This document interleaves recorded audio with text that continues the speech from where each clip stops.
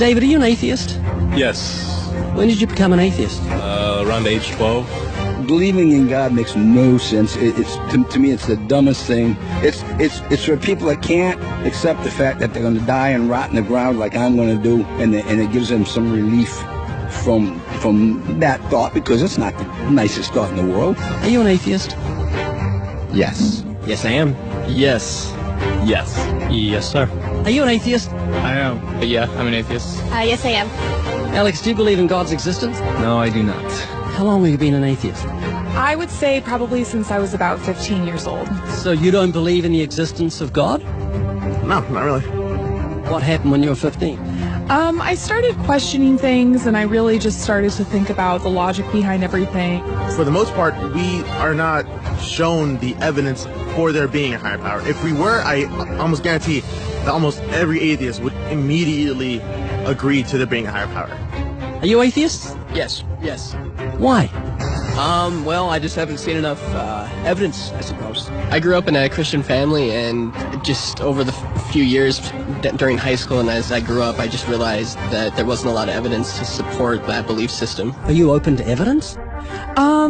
I think I am open to evidence. It just would have to be extraordinarily compelling, like out of this world compelling. If you could be given evidence, reasonable evidence, would you listen to it? Yeah, I would. You're someone who has no faith or no belief in a higher power or a creator, but if you were shown evidence, you would change your mind because you're open. Absolutely. Flick through the pages of the book I just put on your lap, look at the color pictures, and I'll ask you a question.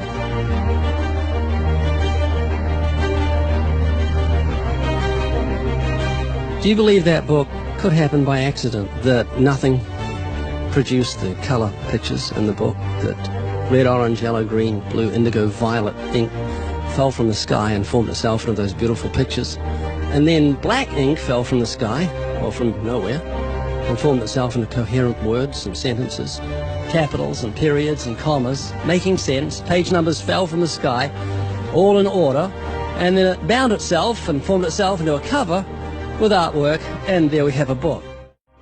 Obviously, intelligent design designed the book. Wouldn't that be correct? Yeah. Can you see where I'm going with this? Yeah. Tell me, what is DNA? What is it? Deoxyribonucleic acid.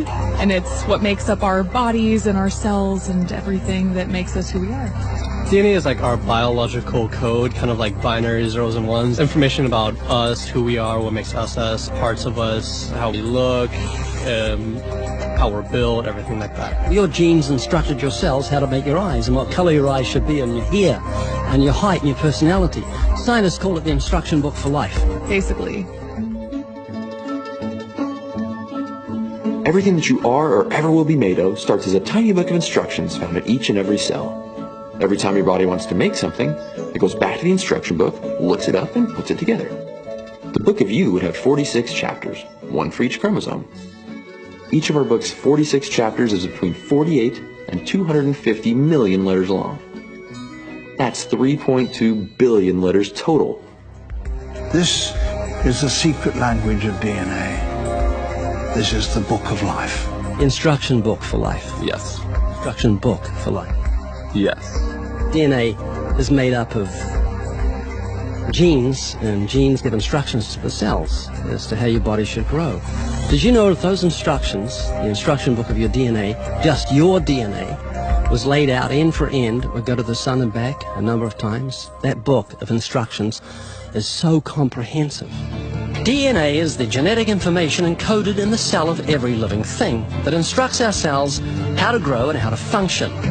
It's our genes that determine whether our skin will be dark or light, have brown or blue eyes, or red or green or yellow, have red hair, be brunette or blonde, be tall or not so tall, or the color of our feathers if we're a bird. Whether we're humans, fish, animals, insects, or plant life, the way our bodies look and operate has all been pre-written in the amazing book of our DNA. What do you think of the mentality of someone who believes a book fell together without a bookmaker? Well, they would be crazy. Do you think a book could make itself? No, I don't. Of course not. No. Utterly impossible. Yes. If anything can happen by accident. I mean, from nothing. Couldn't happen, could it? I don't think so. It'd be impossible. It would be like saying is an explosion caused everything that makes a 747 airplane to all just come together by accident without some intelligent thought behind it. That's a good point. Do you believe DNA happened by accident? No, I think that it developed over the course of many, many millennia of evolution and development. DNA exists in every living thing. Its origins don't matter. The fact that there is intelligent information tells us there must be an intelligent designer. Is this making you think? It is, and I do think about it from time to time. It's just, yeah, it's complicated, definitely. Well, DNA's complicated, but the point I'm trying to make is very simple. Book designer, bookmaker, DNA, intelligent designer. God. Does that make sense? Yes. You're an atheist? I am. What would you think of the mentality of someone who thought a physical book could make itself? I think they'd be silly. Of course it can't make itself. What would you think of the mentality of someone who believed the instruction book for life, DNA, made itself? I think it'd be silly as well. It would need investigation. That's atheism. Absolutely. And what would you think of the intelligence of someone who believed the instruction book for life made itself? Low intelligence level. DNA happened by accident? Probably not too smart. DNA couldn't make itself. It's impossible. Does that make sense? Yes. Is this making you think? Yes. And what would you think of the person who believed that DNA, the instruction book for life, happened by accident? We're not just talking about human beings, we're talking about every form of life. Fleas, cats, dogs, elephants, cows, horses, trees, plants, everything has DNA, the instruction book for life. Which makes the book in your hand just seem feeble compared to the infinite intelligence that must have put the instruction book for life together. Can you see what I'm saying?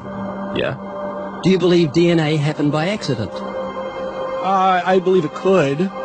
Explain it to me, how a program could make itself out of nothing on how to make a human eye, giraffe size, elephant size, cats, dogs, puppies, flowers, birds, trees. Every living thing has DNA that's so complex, it's mind-boggling. It must have been a genius beyond any human reasoning that put it together.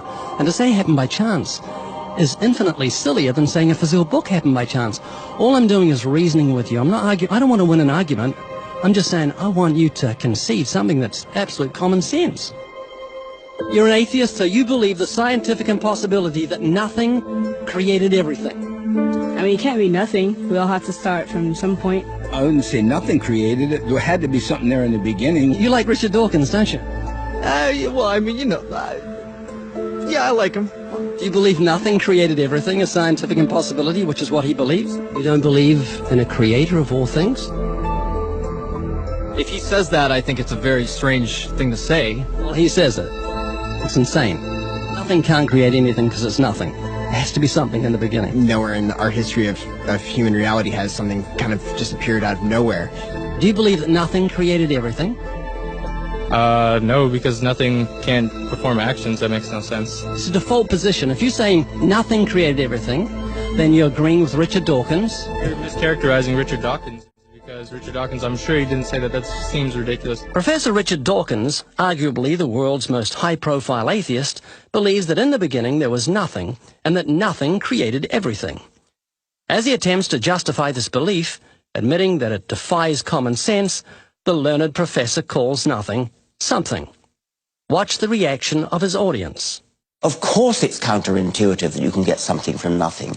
Of course common sense doesn't allow you to get something from nothing. That's why it's interesting. It's got to be interesting in order to give rise to the universe at all. Something pretty mysterious had to give rise to the origin of the universe. It's exactly what's meant by nothing, but whatever it is, it's very, very simple. And why is that funny?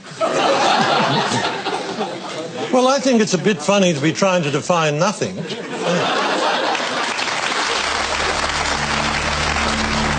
Richard Dawkins, I'm sure he didn't say that. That seems ridiculous. The audience reaction confused the normally eloquent professor because he's not used to being the object of laughter. What he didn't realize was he was talking to people who were endowed by their creator with the virtue of common sense. This was just another case where the emperor has no clothes. Someone should tell this man who has deceived millions, "You're talking foolishness." Is that what you believe? I mean, it can't be nothing. We all have to start from some point. But there has to be something that created everything. You just wasn't God. Is that what you're saying? Yeah. It's just evolution, how things became from one organism into many.